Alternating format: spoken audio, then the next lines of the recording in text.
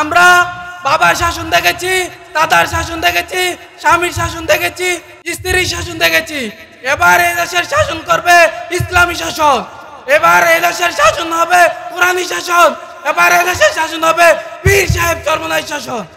সমাবেশে প্রধান অতিথির গুরুত্বপূর্ণ ভাষণ প্রদান করবেন এদেশের লক্ষ কোটি মানুষের রাজনৈতিক রাহবার ও আধ্যাত্মিক রাহবার বৈষম্য বিরোধী ছাত্র আন্দোলনের অন্যতম নায়ক মুফতি সৈয়দ মোহাম্মদ রেজাউল করিম পীর সাহেব চরমনাই।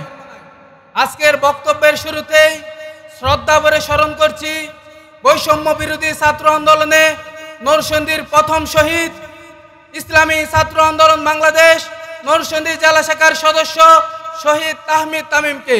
আল্লাহ তাআলা তার কবরকে জান্নাতুল ফেরদৌসের মধ্যে বুলন্দ করুক, সকলে বলেন আমিন। আরো স্মরণ করছি বৈষম্য বিরোধী ছাত্র আন্দোলনে যারা স্বৈরাচার সরকারকে ক্ষমতা থেকে হটাতে গিয়ে নিজের তাজা শরীরে রক্ত দিয়েছেন তাদের রুহের আত্মার মাগফিরাত কামনা করছি।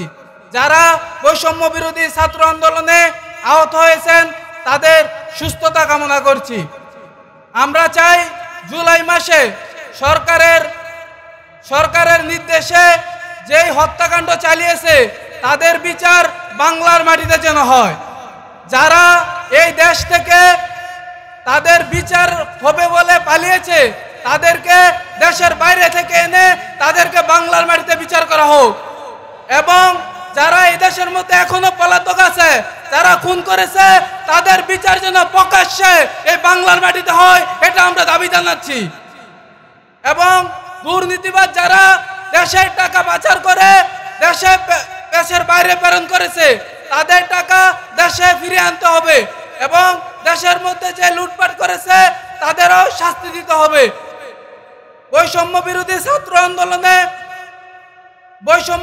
ছাত্র আন্দোলনের কারণে যেই সরকার পতন হয়েছে, সরকার পতন হওয়ার পরে আরেকটা আমরা বৈষম্য মানুষ দেখতে পাচ্ছি যারা নাকি এদেশের মধ্যে আবারও নৈরাজ্য সৃষ্টি করতে চায়। আমরা এই দেশের মধ্যে তাদেরকে আমরা ক্ষমতা দেখতে চাই না। আমরা বাবার শাসন দেখেছি, দাদার শাসন দেখেছি, স্বামীর শাসন দেখেছি এবং স্ত্রীর শাসন দেখেছি। এবার এই দেশের শাসন করবে ইসলামী শাসন। এবার এই দেশের শাসন হবে কোরআনী শাসন।